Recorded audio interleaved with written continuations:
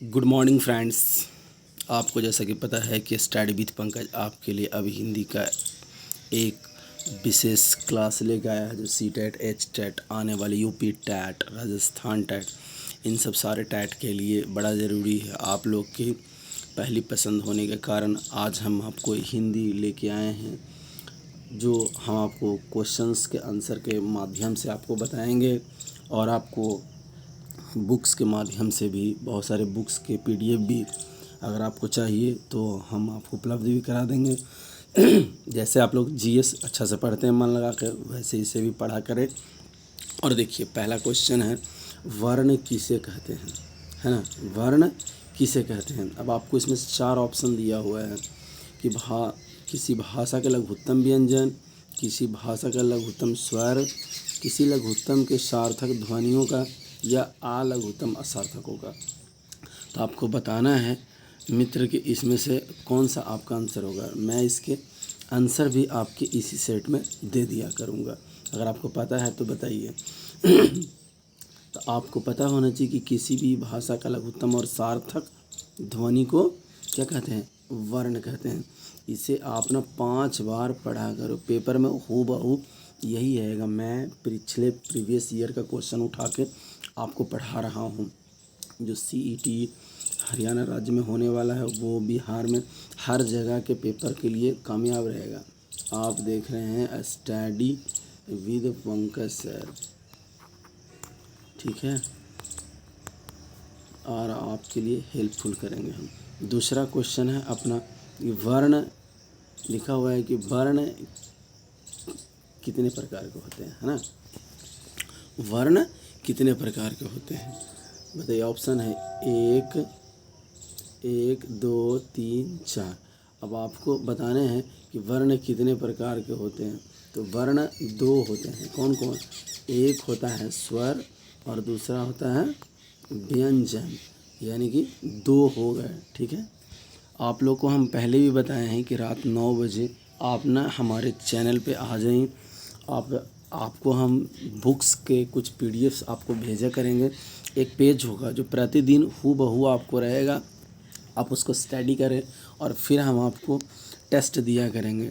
Test से आपका होगा क्या कि आपके टेस्ट में ना बहुत सारे काम आपके लिए आ जाएंगे और वो टेस्ट आपके लिए बहुत कारगर होगा। बहुत सारा आप लोग ज्वाइन करें। अगला क्वेश्चन है, लिखा हुआ है, संयुक्तों को छोड़कर हिंदी में मूल वर्गों की संख्या कितनी होती है। संयुक्तों को छोड़कर, अब संयुक्त कौन कौन है ये भी हम आपको आगे वीडियो में बताएंगे। इसमें लिखा हुआ है 36, आगे बढ़ते हैं 44, 43, है ना। तो इसमें ये होता है 44 होता है। हम अभी डिटेल आपको ना बता रहे हैं, डिटेल आपको कुछ देर में अगले वीडियोज़ में आप देख लेंगे। पहले हम क्वेश्चन आंसर से शुरुआत किए हैं, आगे बढ़ते हैं। अगला क्वेश्चन है कि वर्णमाला के मात्रा का अर्थ क्या है। वर्णमाला के मात्रा का अर्थ, वर्णमाला में मात्रा का अर्थ है कि वर्ण के उच्चारण में लगने वाले समय। हम लोग यही समझेंगे कि स्वर है, दीर्घ है, ह्रस्व है, तो किस में कितना कम समय लगा, जिसमें उच्चारण में जो समय लगता है उसी को हम लोग मात्रा का अर्थ कहते हैं। आइए हम लोग 5वां क्वेश्चन करते हैं और देखते हैं। 5वां क्वेश्चन है अपना, उच्चारण के कालमान को क्या कहा जाता है। उच्चारण के कालमान को मात्रा कहा जाता है। क्या कहा जाता है, मात्रा कहा जाता है। आप हमारे टेलीग्राम चैनल से ज्वाइन कर सकते हैं, है ना। पंकज कुमार आप नाम लिखेंगे, हो जाएगा। आगे बढ़ते हैं।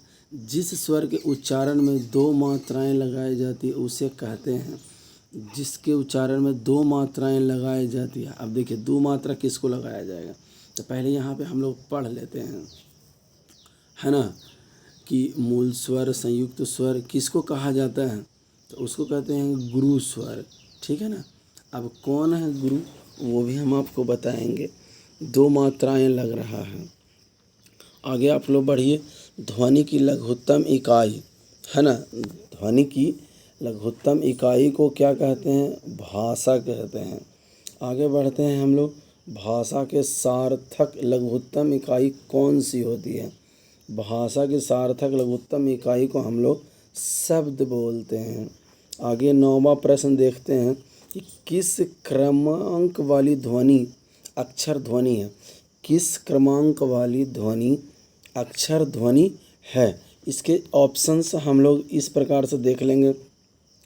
श है, ई है, च है, तो है। तो इसमें ना ई जो है आपका आंसर हो जाएगा।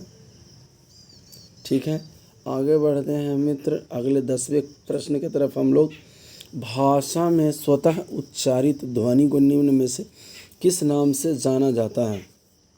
भाषा में स्वतः उच्चारित ध्वनियों को निम्न में से किस नाम से जाना जाता है। आपके पास 4 ऑप्शन है। 4 ऑप्शन में से आपको बताने भी होते हैं। ठीक है ना। तो इसे हम स्वर कहते हैं, जो स्वतः उत्पन्न हो जाता है। ठीक है, आगे बढ़ते हैं हम लोग और देखते हैं कि वर्णमाला में मूल स्वरों की संख्या कितनी है। मूल स्वर 4 होते हैं। आगे बढ़ते हैं हम लोग, है ना। देवनागरी लिपि में स्वरों की संख्या कितनी है। देवनागरी लिपि में स्वरों की संख्या 11 है, 11 है। आगे बढ़ते हैं, है ना, कि जिन स्वरों का निर्माण में ओठ गोलाकार हो जाता है उसे क्या कहते हैं।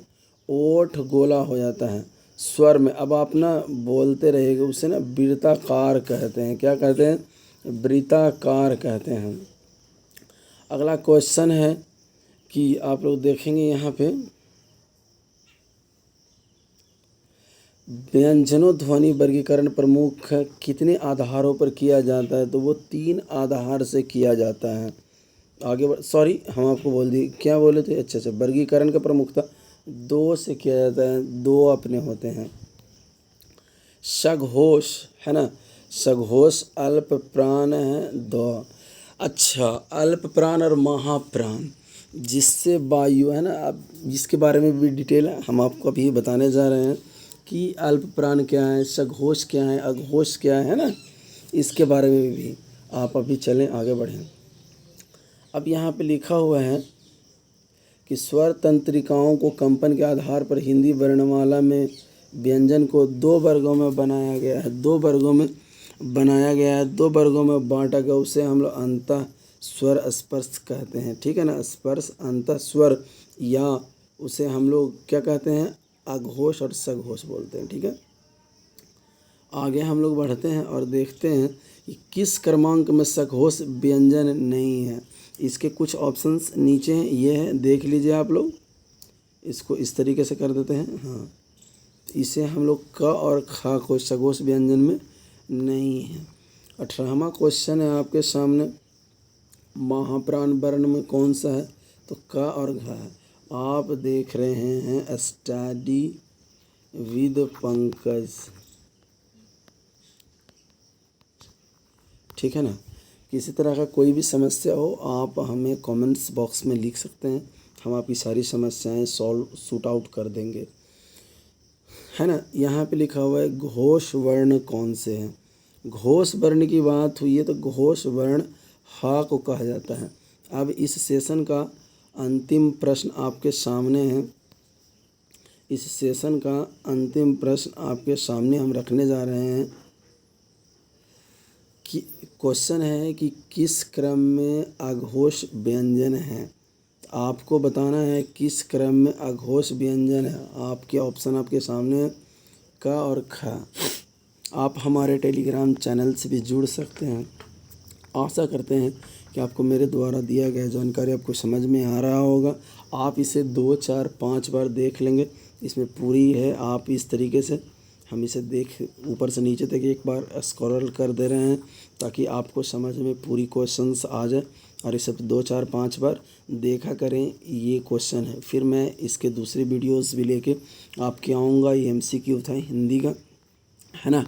आगे इसी तरह से मन लगा कर पढ़ा कीजिए। थैंक यू, धन्यवाद। आपका दिन शुभ हो।